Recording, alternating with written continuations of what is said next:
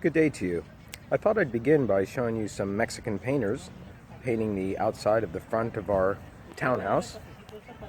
Doing a great job. Mexicans known for their hard work and their resourcefulness and using tools that don't necessarily represent the most modern things possible, like they'll use a piece of a plastic to scrape the side of a wall to prepare it for painting, rather than the official Stanley tool that's sold at a Sears, etc.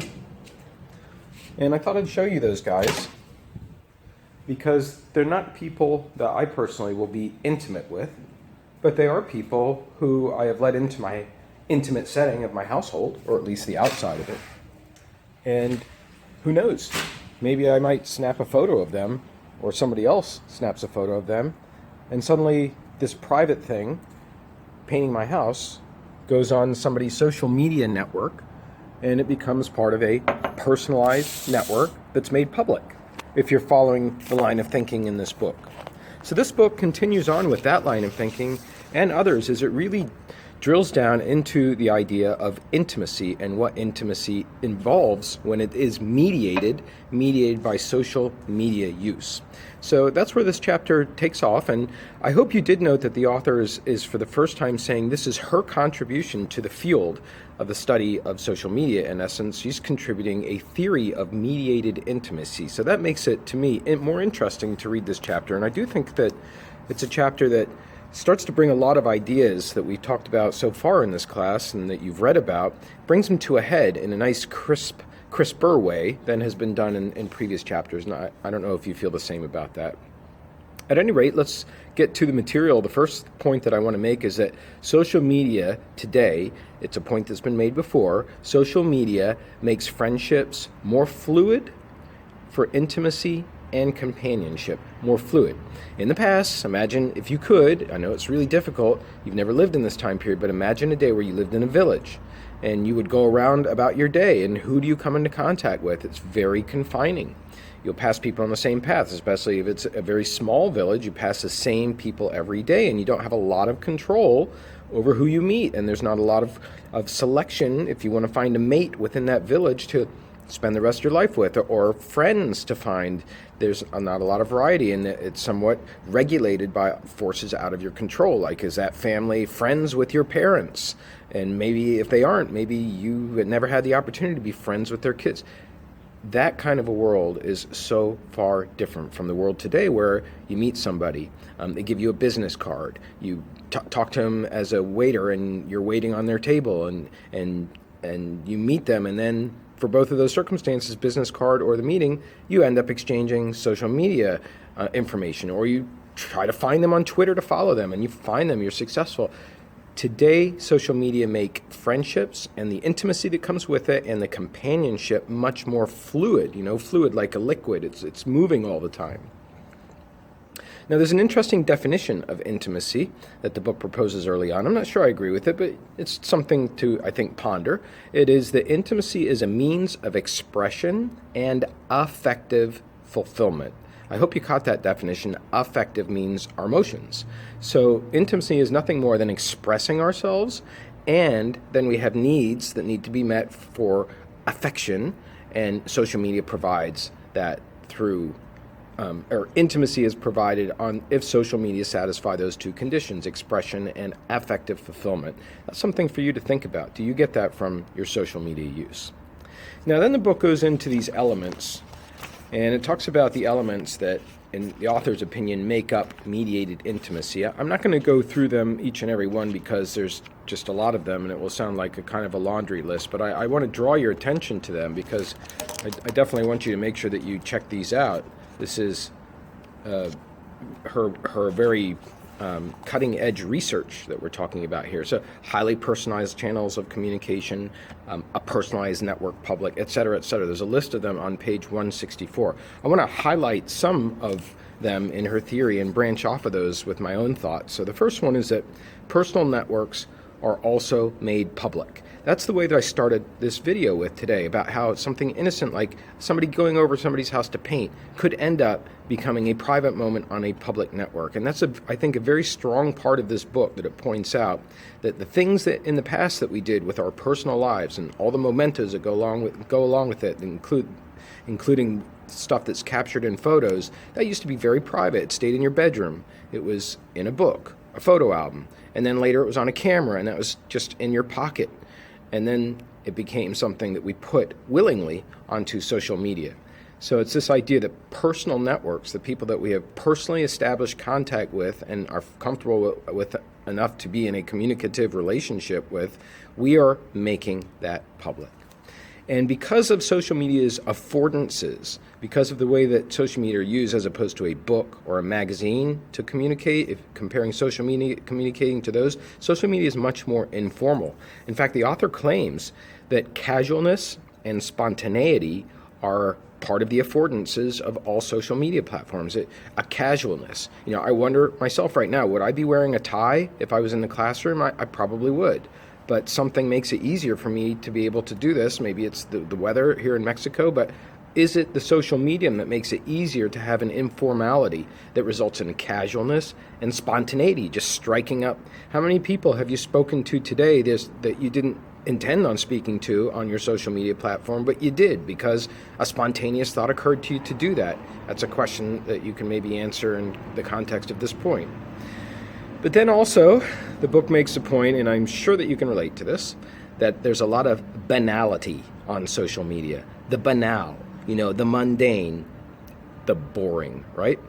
I have a loose tie friend, a friend my friendship was formed through bridging. If you remember that term, it's a loose tie. She's around my age range. She has a family like me. She grew up in East Stroudsburg. She had a daughter who went to school with my daughter, and that's how we met, and we befriended each other on Facebook, and have really only seen each other about 3 or 4 times in person at big group gatherings. Nevertheless, every Monday, there is a long list, in my opinion, of things that she and her family did over the weekend. It's as if she's reporting to Facebook on her weekends. It's as if she's almost like a newscaster. Hi all, had a great weekend, went down to this place, had a fabulous piece of pie, then from there went and took the girls to blah, blah, and it goes on for a couple paragraphs. Now you can tell by my tone that I consider this to be banal. I consider it to be boring and mundane. I'm not saying that it's not important for her life, don't get me wrong, that's just actually my point, is that social media encourages the banal, reporting on yourself, because it is so reinforcing.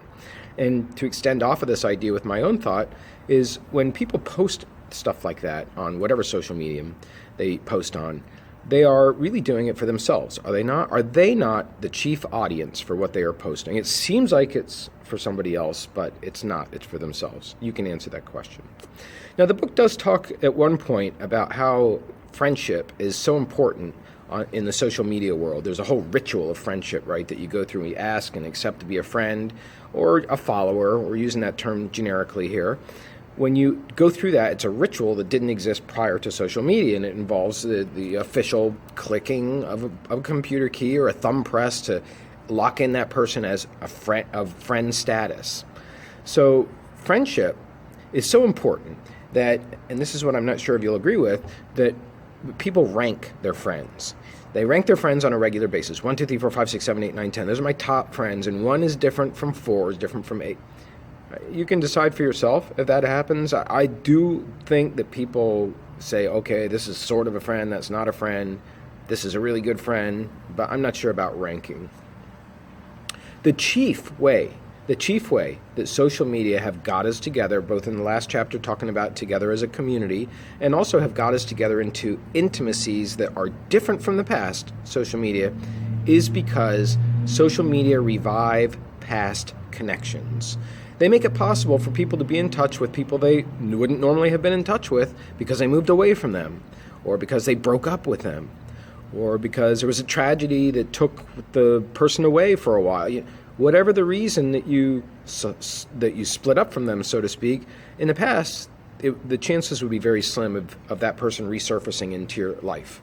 Now, today, no matter where they're living, you reconnect with them, you refriend them, you accept them as a friend, or whatever the official affordance requirement is for your social media platform. You go through that, and now you have a revived past connection. Also, we use social media, and this is kind of thrown in here, I think, a little bit too, without too much of a transition, but so we use social media to manage the moral dimension that goes along with communication. That is to say that when we communicate, we automatically are facing moral choices all the time. Somebody says, how do I look? And you don't want to tell them that you're overweight. So you say, great, you might want to try another whatever you're wearing and see how you like that. That's not really being honest, for example, but the reason, of course, is you don't want to hurt a person's feelings. And that's because you have a moral principle there that it's okay to actually not tell a truth if it's a small truth, if it's going to result in a person not having their feelings hurt. These kind of things we do all the time just by virtue of communicating. So, of course, we're going to use social media also to manage the way that we conduct ourselves morally.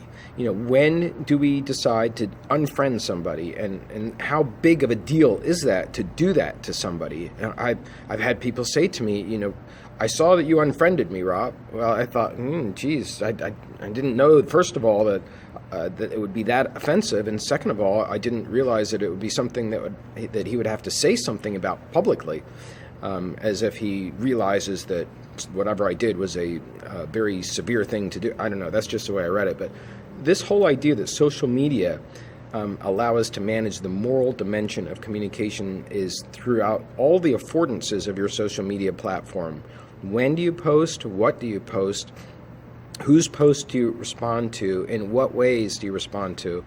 And along with the moral dimension comes a lot of rules, unwritten rules about what to do about it. It is kind of an unwritten rule that you don't really use fuck on social media that much. People do use it, of course, but there's an unwritten rule that you don't do it a lot, or you don't do it if you have young followers, for example. It may not be a hard and fast rule, but it's an example of how, along with the moral dimension, comes a set of rules.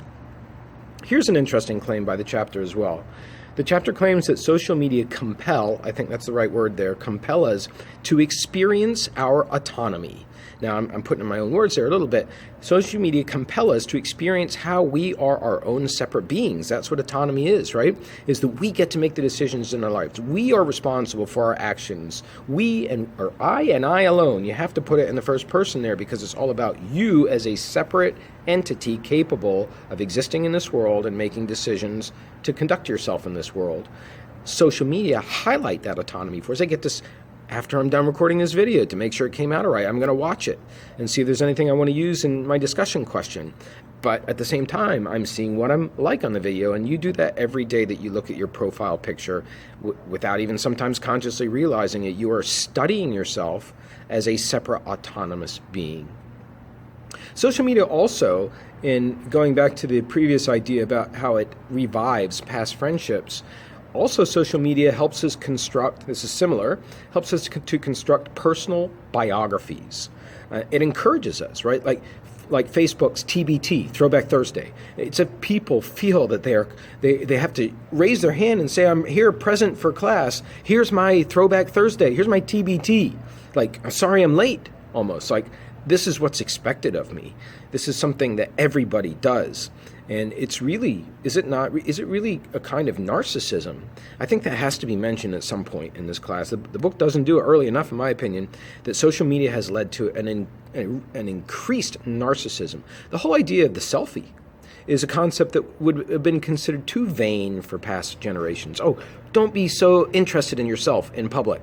That's kind of a morality that used to exist. Now we have people who are holding a stick in their hand with a camera in the middle of a crowd at some site that's beautiful to look at, and the focus is on them, on the self.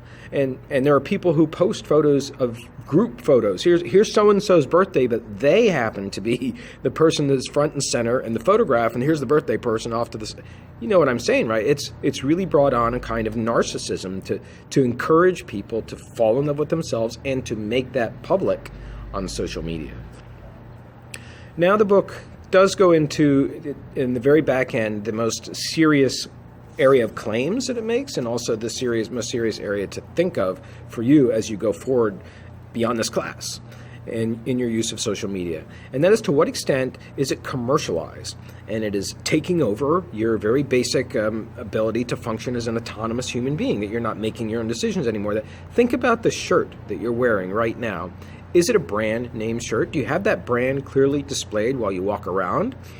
If you do, why are you advertising for free? Well, I'm sure you didn't think of it that way. There's actually a Rounding Some Corners post on that very idea, that why are we selling our bodies for free when we wear Nike or pick up a phone that has the Verizon logo clearly identified on? Why do we advertise for free? Yeah, it's, you know what has happened, right? Is that we have decided that brands are an important way to express ourselves to others so that they perceive of us in certain ways. Yes, that people buy brand name clothing because they like the quality, they like the style, they like the colors, et cetera, but the displayed brand also is part of our self-presentation. And so on that basis, Facebook, Twitter, Snapchat, Instagram, before them, MySpace, Tumblr, all the rest of them, Pinterest, they are all eventually about trying to turn a profit. It's just a question of getting enough people together and then deciding how are you going to get those people to spend money. Well, the way that Facebook has gone, the way that Twitter has gone, is to have advertisers pay for that space. We've already discussed a couple examples of that in this class. Facebook, the golf club that I mentioned, pops up on my Facebook, even though I looked at it on eBay, pops up on my Facebook. When you go to book a hotel, by the way, and you're looking, you decide you're going to go away, have dinner, and then, okay, you're ready to book. That's not a good idea to come back and do that, because the cookies in your computer have already been registered with the ad site that's trying to get you to book a hotel, and they know that you're really interested. So the price is going to stay the same, or it's actually going to elevate because of your cookie use. It'd be much better if you clear your cookies, restart your computer, and then go on and book your hotel. You'll get the lowest possible price at that time. So this is one of many examples of the way that social media are embedded commercially into our choices, right? Only the hotels that show up on the website are the hotels that I'm going to pick from in Atlantic City or Philadelphia or wherever I'm going. That means that certain mom and pop hotels, they don't get into that network. And so that's my behavior being controlled in a way. So you can think about that for yourself. To what extent is your behavior controlled? Maybe control is a way that you think of this is a way of thinking that's too strong for you, but strongly guided. Would that be better to say by your social media use and what you see on it and what you end up purchasing and what you end up thinking of as desirable versus undesirable? What style is desirable right now? Is it jogger pants?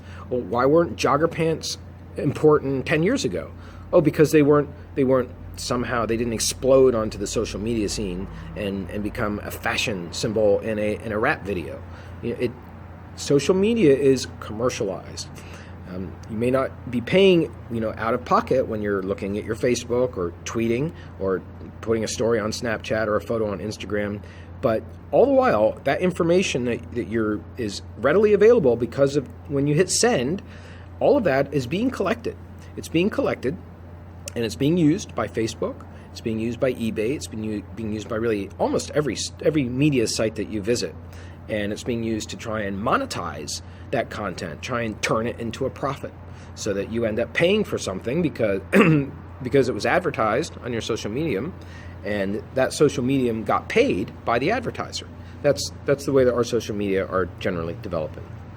And because of that, there's a space, if we can think of a virtual space on the internet where friendship is the site that is a site of tension. There's tension that goes on in the context of friendship and social media, and the tension is between our personal needs to make our stuff public, to tell people where we are and show who we're with and what we're eating, all that. Those personal needs are clashing, and this is where the tension comes from, with marketing strategies of people trying to get in there and get us to go to that pizza restaurant, to get us to do takeout from McDonald's, to get us to do those things rather than other things we might have done if we weren't on social media. And in fact, that's a good way, I think, to almost end this video lecture by reminding ourselves that Social media implies that media are social. We do them together. We do them with other people. It brings people together, and when you socialize, you want to have fun for the most part. You want to see other people. You want to be reaffirmed that you're a reasonable person. We have a lot of reasons that we get together in groups. Those are some, you can know others, but media, by the very nature of holding a cell phone in your hand where you can take everywhere and you don't just have to use it when you're like a television, on the wall in one room when it's plugged in, and when a good show is on, TV's very stuck in one room. Cell phone, you take everywhere. And so what that has done is it has presented the opportunity for us to socialize in ways that we never have been able to before. And so now I'm going to end this video every once in a while I throw in something into my lectures to see how long people are able to stay with the video, and give them a little credit for that. If you can find a way to use the word watermelon in the discussion post for this chapter, watermelon, anywhere, the funnier the better, the odder the better in your post, then I will give you a perfect score on your discussion post. All right, but still try and answer the question. Have a great day.